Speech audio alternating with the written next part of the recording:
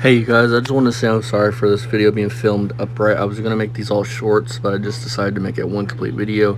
So sorry for them being filmed upright instead of widescreen like I usually do. I'm so sorry you guys. Enjoy watching the video.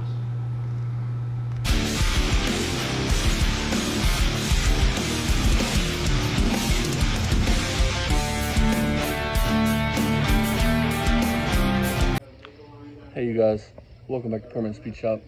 This is going to be the intro to the video. Sorry about the mess here. I just got off the bed to record this intro before I laid down and started editing it. This video happened, God, three or four weeks ago, maybe more. It's looking at the lemans, which is over yonder.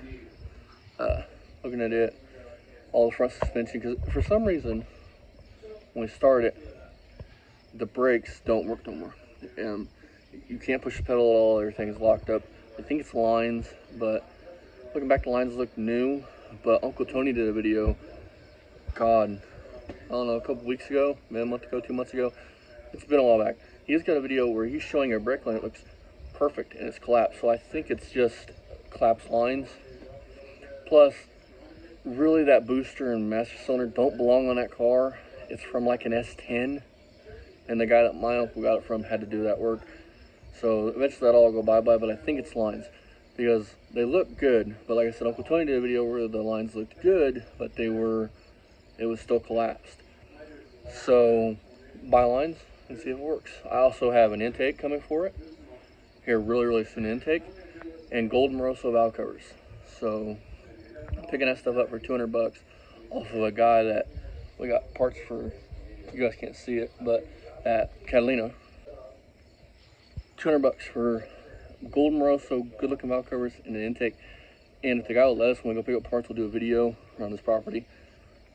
He has my dream cars, my personal dream cars, which is GTOs. I like GTOs. That's one of the things that got me into the classic car thing. And I've told the story many times. I was probably 12 or 13. Me and Dad went down to a local junkyard that was in West Terrell when I was a kid. It was called they called him something, I can't remember. It was just like a little old-fashioned junkyard. You had a bunch of classic cars, but there was an orange 68 or 69 GTO Judge that was sitting there, and I just loved it. It had the tack on the hood, had the hood scoop. It was orange, bright orange, like all GTOs should be, orange.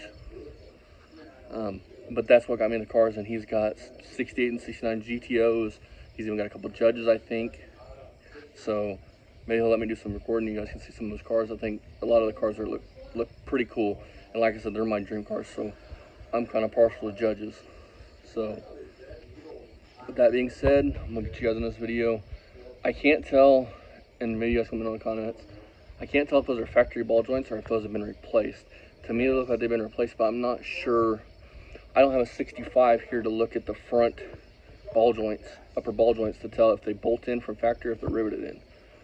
Every car I've ever dealt with has been riveted in ball joints. They don't just bolt in. But I don't have an original car here to check. So I said in this video several times that I think they've been replaced, and I do, but I'm not gonna say for 100% certainty they've been replaced. Every other front bushing on this thing looks good. So we're gonna be getting on that here soon too. So thank you guys for watching. Thanks all new subscribers. We made it to 409, I think. And I want to thank all you guys for watching. I never thought I would get this far. It just shows that you guys actually enjoy my content, and I deeply appreciate it. Thank you guys so much for watching. Even if you think I'm an idiot, and I am an idiot, but if you think I'm an idiot and you're still watching, cool, thank you. I appreciate it. Alrighty, you guys. I'm working on Le Mans, trying to figure out which line collapsed, because it doesn't have, its pedal's really hard. This side has a newer ball joint. As you see, it's bolted in. Look at the rubber.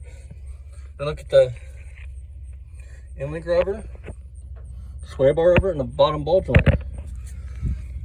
This front end went through recently. Well, within I don't know, past maybe 15 years, because that's not a factory. These are riveted on from the factory. You have to cut them off and put bolts on them when you replace the upper ball joint on cars like this. So It ain't this side, and it's got a brand new brake line.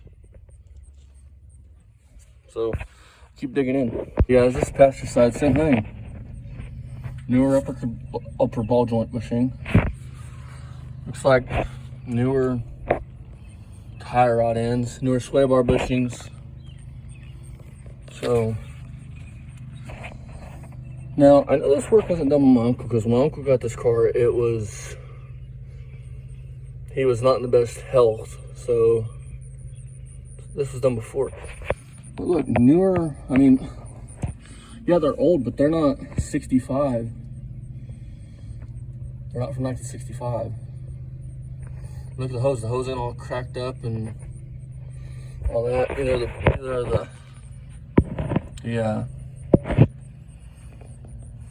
the dust boots. There we go. I gotta take it for a minute. So somebody's done this work. So I'm not sure.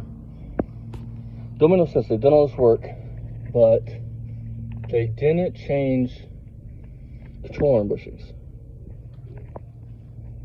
I don't know why they didn't change control arm bushings, but they put new ball joints, and it even looks like it's got new coil springs, because the coil springs have like a tag on them. And if these were from 1965, then all these bushings would be robbed out and dry robbed, kind of like the upper control arm bushing is. Right there. That's what a bushing would probably look like from 1965.